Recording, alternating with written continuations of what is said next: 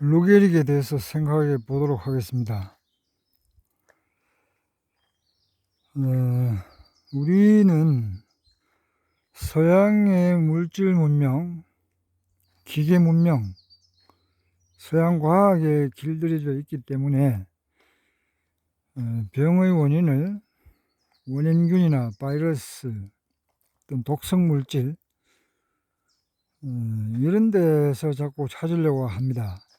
그런 거는 기계에 고칠 때 필요한 것이고, 인간은 기계가 아니에요. 인간은 인간이 만든 것이 아니다. 병은 인간에게 생기는 겁니다. 이 병의 원인을 알려면 인간이 뭔지, 생명이 뭔지 알아야 됩니다. 생명의 시작부터 생각해 봅시다. 지구 생긴 지 47억 년, 최초의 생명체가 어떻게 시작되었는지는 현자들이 다 밝혀졌습니다. 동서양의 현자들이. 사실 우리가 현자는 아니지만 물질이 있고 태양 에너지가 있고 그러면은 움직임이 있는 것이고, 그 뒤에 40억 년 이런 시간이 있으면은 생명이 탄생하는 것은 필연적입니다. 지구상의 모든 생명체는 단 하나의 세포에서 분화되었다고 하죠. 단 하나의 세포에서 갈라져 나와서 누구는 바다에서, 누구는 땅에서 각자의 방식으로 환경에 맞춰서 진화해 온 거죠. 나무나 새나 개미나 바이러스나 사람이나 개나 소나 다 사촌이라는 거예요, 본질적으로. 실제로 유전자도 같고 또 사용하는 에너지, ATP도 같기 때문에 본질적으로 사촌이다. 이 생명체의 본질은 몸이 있고 그 속을 흐르는 에너지 대사가 있고 생존의 의지가 있는 것, 이게 생명인데, 생존의 의지를 왜 가지게 되었는지는 아무도 모릅니다. 우주가 생긴 이유와 생명이 생존의 의지를 가지게 된 이유는 모르게 되어 있다. 그러니까 모르는 게 아니고 모르게 되어 있다는 것이 밝혀져 있습니다. 생존의 의지를 왜 가지게 됐는지는 모르지만 어쨌든 생존의 의지가 없었다면 생명체가 될 수 없었겠죠. 뜨거운 데 있어서 타 죽어도 피하지 않고 천적이 나타나도 도망가지 않고 이러면은 살아남을 수 없는 거죠. 아무튼 생명의 본질은 생존의 의지다. 몸에 나타나는 생명 현상은 모두가 이 생존 의지의 발현이에요. 예를 들면은 피곤하면 잠이 오는 것, 이거 내가 자고 싶어서 나는 자기 싫지만 잠이 오는 거죠. 이렇게 계속 깨어서 활동하면 죽으니까 몸이 알아서 잠이 오는 거예요. 날이 춥거나 누구하고 싸울 때 갑상선 호르몬이 많이 나와서 대사를 끌어올려서 에너지를 만들어서 추위를 이겨내거나 누구하고 싸우거나 이런 것도 갑상선 호르몬이 나오느냐 마느냐는 몸이 알아서 하는 거예요. 내 의지가 아니다. 그러니까 이 몸에 어떤 외부의 문제, 상황, 자극, 음식, 날씨 이런 거에 따라서 몸의 심장, 호흡, 신경, 세포, 머리카락, 도파민 몽땅 한꺼번에 다 긴밀하게 엮여서 움직여요. 몸은 그렇게 생명을 유지한다. 모든 부분이 구석구석 다 긴밀하게 연결되어 있다. 내 의지가 아니고 몸이 지 알아서 하는 겁니다. 지구상의 모든 생명체는 이런 생존 의지가 있다. 그래서 그 생명체가 지금 여기저기 흩어져서 살고 있는데, 현생 인류 역사가 한 100만 년 정도라고 보죠. 근데 아프리카 같은 열대지방에 사는 사람하고 온대지방에 사는 사람하고 저기 안데스, 히말라야, 티베트 이런 고산지대에 사는 사람하고는 대략 100만 년 정도 갈라져 살았으니까 종족이 완전히 달라요. 그러니까 기후 환경이 다르니까, 생존 환경이 다르니까 생존 방식이 다르게 진화해 왔다. 일단 어떻게 다르냐 하면은 체온을 유지하는 방식이 달라요. 아프리카는 더우니까 이 체온 유지하는 게 별로 힘들지 않아요. 그러니까 열대지방에는 심장이 강하지 않다. 열대지방 사람들은 심장이 강하면은 오히려 살기 힘들어요.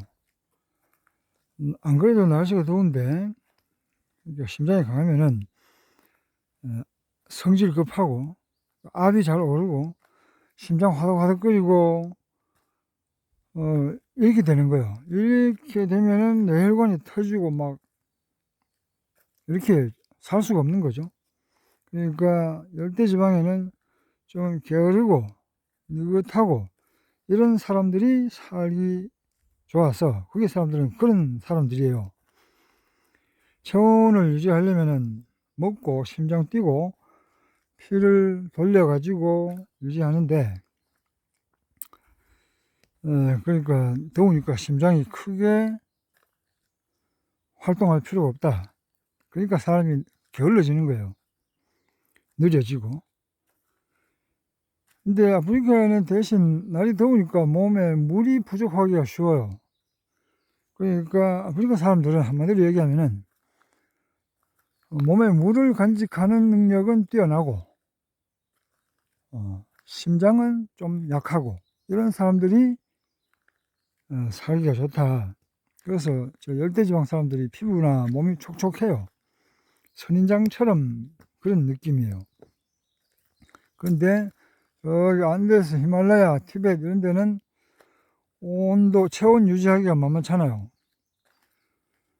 추위도 추위고 해발 3,000, 4,000 이렇게 되면은 기압이 낮기 때문에 산소가 부족해요. 평지보다 한 40% 이렇게 부족해요. 많이 부족한 거죠.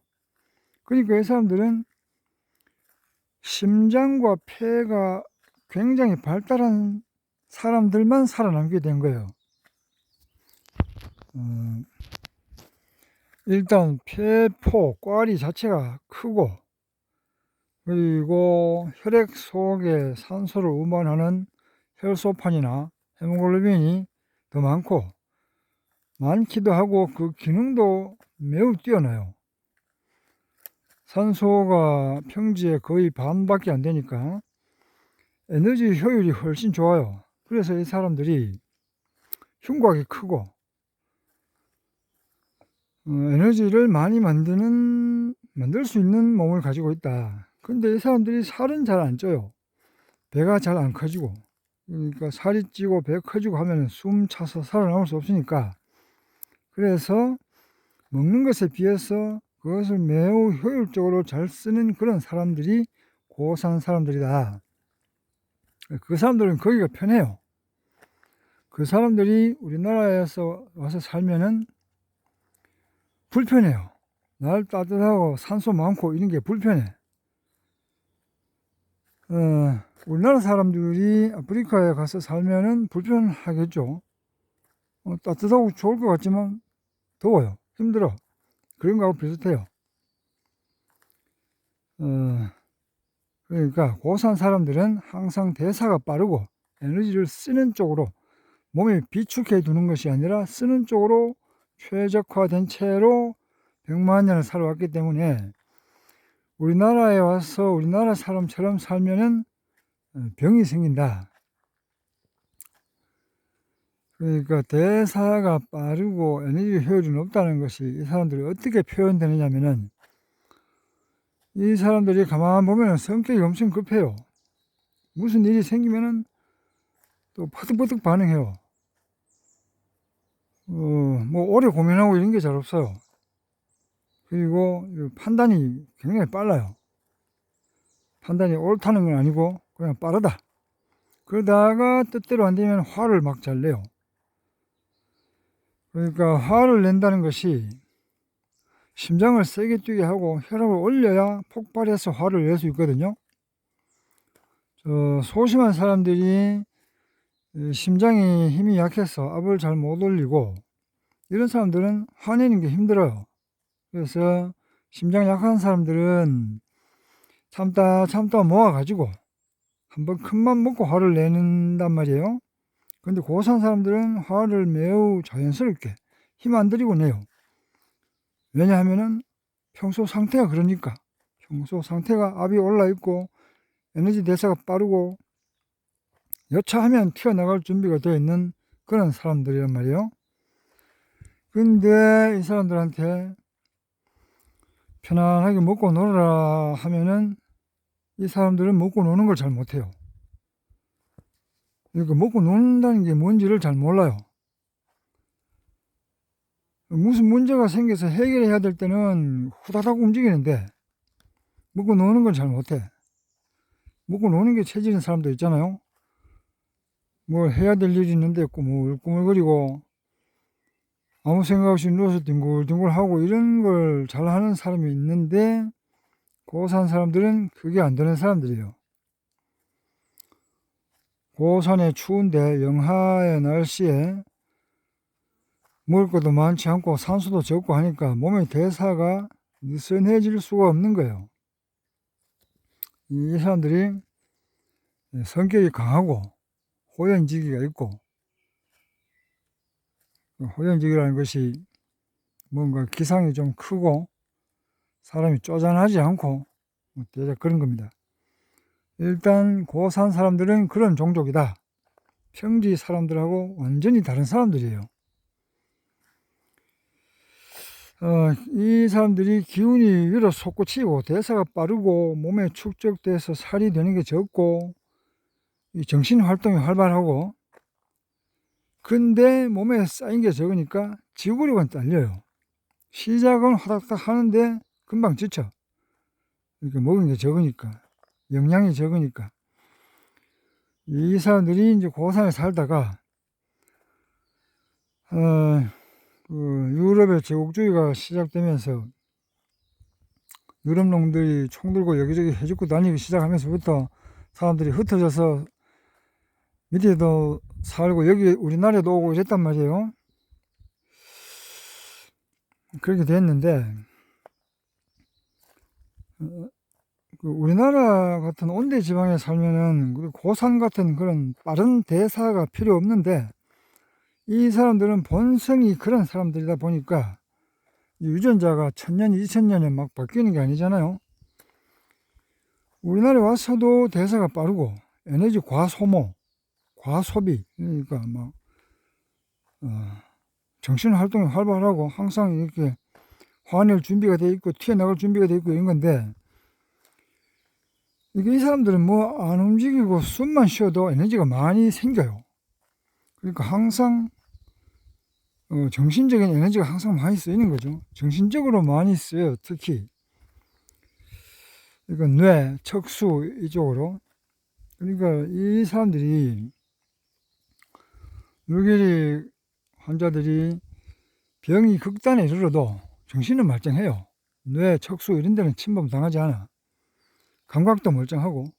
그러니까 팔, 다리, 밥통, 소장 뭐 이런 것도 근육이죠. 호흡할 때도 근육이고, 폐포는 근육은 아니지만 이것도 오므렸다 펴었다 근육처럼 움직이죠. 이런 데가 다 마비되어도 정신은 말짱해요.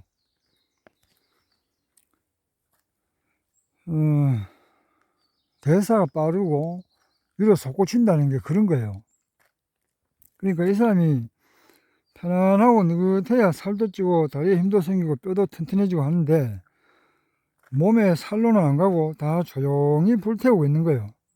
그러니까 좀 마르기가 쉽고 좀 그러니까 많이 먹어도 에너지를 먹은 것으로 에너지를 만들 때 그러니까 지방이나 근육을 차근차근 소모해 가면서 에너지를 만들면 되는데 후닥닥 만드니까 그 글루타메이트가 과도하게 나오고 그 세포 말단의 미토콘드리아가 박살나고 이런 거예요. 성질 내면은 글루타메이트가 폭주하거든요. 많이 나와요. 그러니까 예를 들어서 퉁퉁한 사람이 루게릭이 있을 때 이 퉁퉁한 사람의 살을 차근차근 이렇게 에너지로 쓰면 되는데 그 화닥닥 이렇게 쓰니까 그러니까 미처 다 쓰이지도 못하고 세포 말단에서 폭발한다는 거예요. 그러니까 미토콘드리아도 망가지고 신경도 망가지는데 그래도 마른 사람보다는 좀 낫죠. 그러니까 이 환자 중에 체중이 좀 많이 나가고 하면은 병이 더디게 진행된다 이렇게 얘기하는데 그것도 아무거나 막 먹여갖고 병이 더디게 살이 찌는 거는 도움이 안 돼요.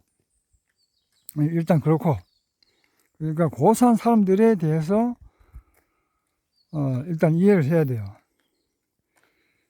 그러니까 대사가 굉장히 빠르고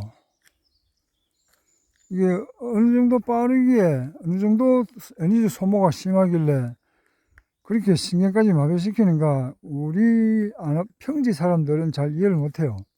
산소가 반밖에 안 되잖아요. 날씨도 춥고 아무튼 그 소모가 매우 심각하다. 이 지금까지 한 얘기를 한마디로 표현하면은 폐가 강하고 간이 약하다 이런 거예요. 이런 사람을 태양인이라고 한다. 그러니까 몸에는 그러니까 이 서양 놈들은 이런 개념이 없는데 돌아간다는 개념. 그러니까 아침에 해 뜨고 낮에 해가 뜨거워지고 저녁에 서늘해지고 밤에 깜깜해지고 좀 더 크게 보면은 봄에 싹나고 여름에 무성하고 가을에 시들시들해지고 겨울에 죽고 이런 게 몸에도 목화 토금수라고 이렇게 돌아간단 말이에요. 그러니까 목기 간에서 영양분을 살살 꺼내 가지고 화기 심장에서 확 퍼뜨려 가지고 온몸에 보내 가지고 근기 폐에서 슬 서늘하게 거두어 가지고 수기 그러니까 이 나무 뿌리에 영양분을 저장하듯이 갈무리를 한다. 그리고 그 다음날 아침에 다시 또 목화금수, 목화토금수 이렇게 돌아가는 건데 그러니까 간은 음식을 받아들여 가지고 몸을 살찌우고 힘도 만들고 그러니까 먹으면은 살도 찌고 힘도 생기는 거죠. 폐는 이 힘을 쓰는 데고 근데 간이 약하고 폐가 강하니까 몸에 쌓이는 거는 적고 쓰이는 것만 많은 거예요. 이런 사람을 태양인이라고 한다. 그러니까 에너지 과소비가 일어나고 그러니까 옛날에 이재마라는 분이 자기가 다리가 마르고 휘청거리고 이런 병이 있어 가지고 이 병을 태양인병이라고 정리를 해줬어요. 그래서 화를 심하게 내거나 매운 거, 고추, 마늘, 술 이런 거, 소고기, 닭고기, 미꾸라지, 장어, 양고기 이런 양적인 음식 그러니까 이 대사가 빠르고 항상 흥분 상태 비슷하게 정신적인 활동에 과도한 사람들한테 그걸 부추기는 약 그걸 부추기면은 더 활발해지겠죠. 소모가 더 많아지고 이런 음식들을 조심해라 그렇게 얘기해뒀어요. 정신적인 안정을 도모하고 그러니까 에너지 폭주를 좀 제어하고 단전 호흡하고 그러니까 좀 진정하고 이런 거죠. 음식 중에도 고추하고 오이는 확 차이가 나죠. 고추는 뭔가 일으키고 끌어올리고 맵고 뜨겁고 양적인 음식, 오이는 서늘하고 좀 진정시키고 차고 이런 음식이다. 근데 돼지고기하고 소고기는 양적인 음식, 돼지고기는 음적인 음식인데 이거는 쉽게 와닿지 않죠. 그러니까 이거를 뭐 분석을 해보면은 소고기는 L크리아틴, 크레아틴 이런 게 있어가지고 에너지 대사를 촉진하는 쪽으로 잘 쓰이고, 돼지고기는 아라키돈산 같은 게 있어서 이게 뭔가 뇌에 진정시키는 이런 호르몬하고 관계가 있어서, 그러니까 돼지고기는 뭔가 좀 사람을 진정시키고 안정시키고 살찌게 하고, 소고기는 힘나게 하고 이런 거예요. 근데 이렇게 분석을 해보지 않아도 돼지고기 먹으면 살찌고 소고기 먹으면 힘생기고 다 아는 거죠. 큰 단위에서 우리는 다 알고 있는 것들이다. 돼지고기 먹으면 설사 잘 하죠. 몸이 산 사람이 먹거나. 소고기 먹으면 설사 잘 안 하죠. 아무튼 이런 식으로 다 알고 있는 것들이다.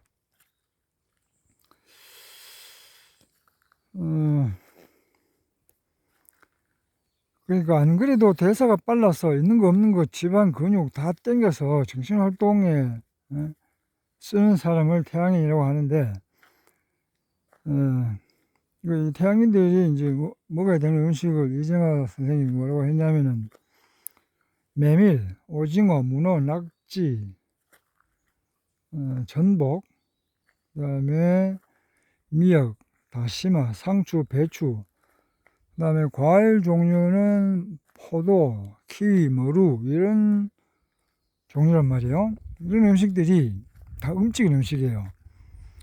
그러니까 음식들이 대사를 좀 늦추고 에너지가 살로 좀 가게 하는, 그러니까 에너지로 가기보다 살로 좀 가는데 나은 서늘하고 이런 음식이에요. 메밀이 티벳이나 안데스 산맥 같은 그 고지대 주식이었죠. 메밀이 좀 더 찰지고 쌀도 안 돼. 그러니까 병이 없으면 상관없는데 병이 심한 사람들은 쌀도 양적인 음식이란 말이에요.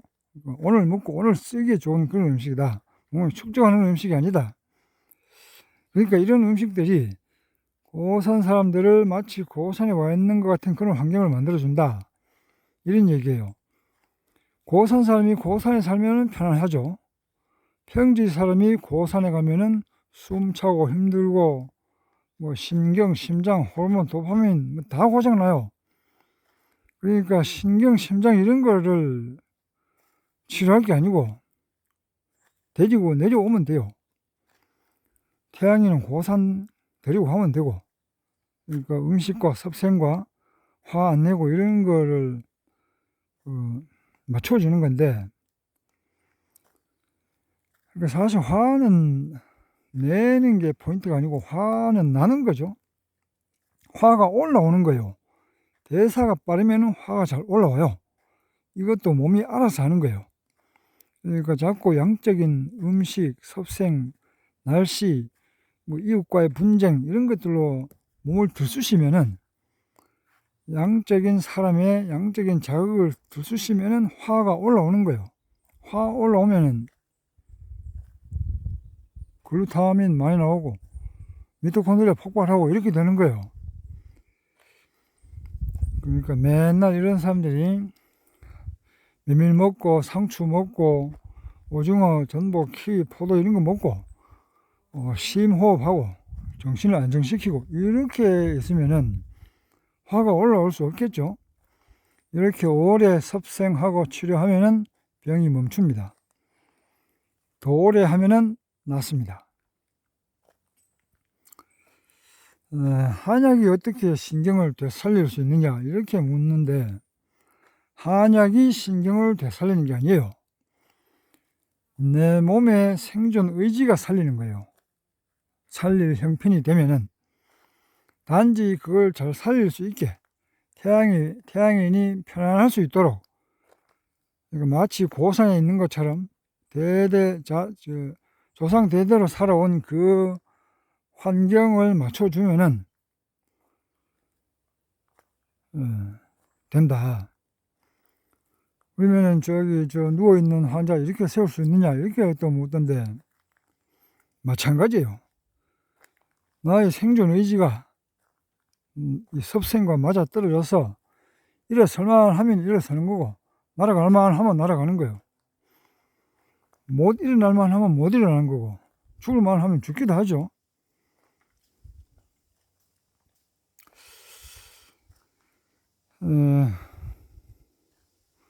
이 사회에 팽배해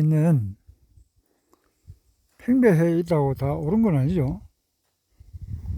대학병원 교수나 잘 알 것 같지만 몰라요. 그 사람들이 바보라서 모르는 게 아니고 사고방식이 갇혀있기 때문에 생각을 못하는 거예요.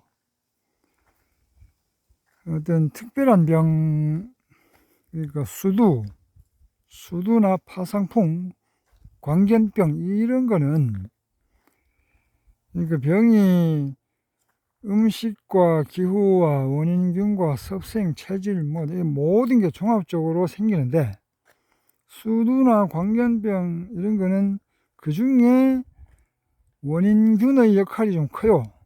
그래서 이거를 제압했을 때 효과가 좀 좋기 때문에 이런 방식을 다른 모든 병에도 적용하려고 하는 거예요. 근데 병은 그런 데서 생기지 않는다. 우리나라에 이렇게 서양 의학이 주류가 되어 가지고 판치고 있는 것은 다른 이유 없어요. 양놈들이 총을 먼저 만들었기 때문이에요. 총하고 같이 의학이 밀고 들어와서 그런 것이지, 서양 의학이 인간에 대한 생명에 대한 고찰이 깊어서 그런 것이 아니에요. 다 분석해서 해결하려고 하면은, 그러니까 루게릭을 분석해서 해보겠다 하면은 신경이 마비되고 살이 마르는 과정을 처음부터 끝까지 완전히 분석해야 돼요. 사람 호르몬 수백 가지 넘는데, 이 호르몬 상태에 따라서 사람을 완전히 다른 상태로 만들잖아요. 근데 그 호르몬 다 모아봐야 쌀 한 톨밖에 안 돼요. 그리고 현재 의학이 분석한다고 해도 한 단계, 두 단계밖에 분석 못해요. 신경이 마비된다, 글루타메이트가 과하다 하다, 왜 과하다한가 따지고 들어가면은 결국 왜 생명이 이렇게 반응하는가, 왜 생명이 생존의 의지를 가지게 되었는가, 거기까지 반드시 가게 되어 있습니다. 근데 한 단계 한 단계 따져 들어갈 때마다 경우의 수가 수백 가지로 나눠요. 그걸 따질 수가 없는 거예요.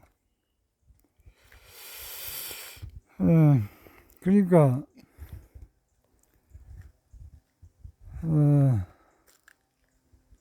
베체트 병이 안구에도 문제가 생기고 위장에도 문제가 생기고 성기에도 문제가 생기고, 그러니까 이런 병을 원래 눈은 안과에서 보고 위장은 내과에서 보고 성기는 비뇨기과에서 보고 이런 식으로 봤는데, 베체트라는 사람이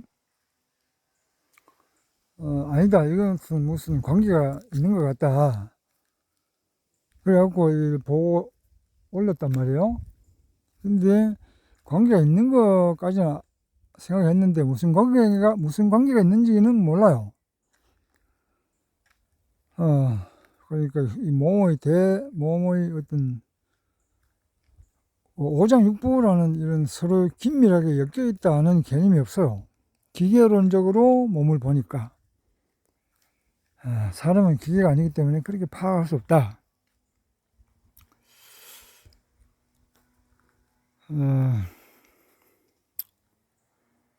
큰 단위에서 보면은 큰 단위에서 원인을 찾을 수 있다. 로직은 이렇게 추론하는 것이고 원인은 이런 것들입니다.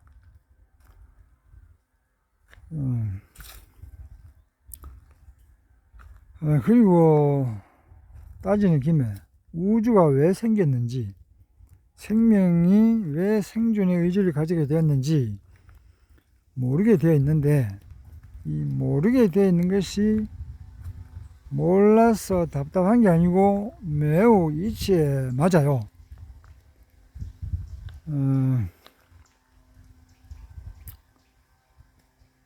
그러니까 만약에 이걸 어찌어찌 알게 되다 치면은 어떻게 될까? 우주가 뭔지, 생명의 본질이 뭔지를 알게 되면은 우주가 뭐다, 생명이 뭐다 규정할 수 있게 돼요. 규정할 수 있다는 것은 만들 수 있다는 거예요. 우주도 만들 수 있고 생명도 만들 수 있다. 그러니까 나의 사랑하는 강아지가 죽었는데 만들 수 있다는 거예요. 그러면은 강아지가 뭐가 소중하겠어?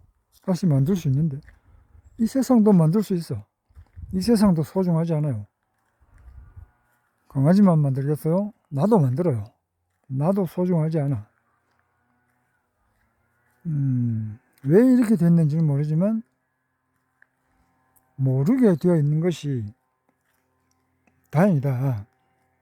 그러니까 이거는 아인슈타인하고 보어하고 논쟁하다가 이미 결론이 난 거예요. 모르는 것이 아니고 모르게 되어 있다는 걸 알았다.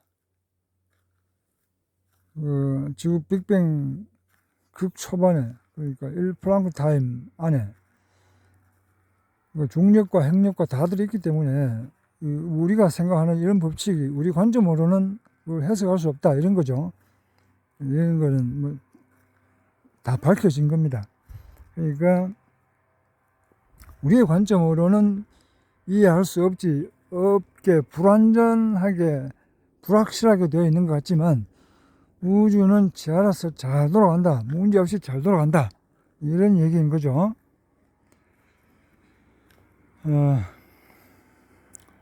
여기 있으신 분들 잘 나올 수 있습니다. 참고하십시오.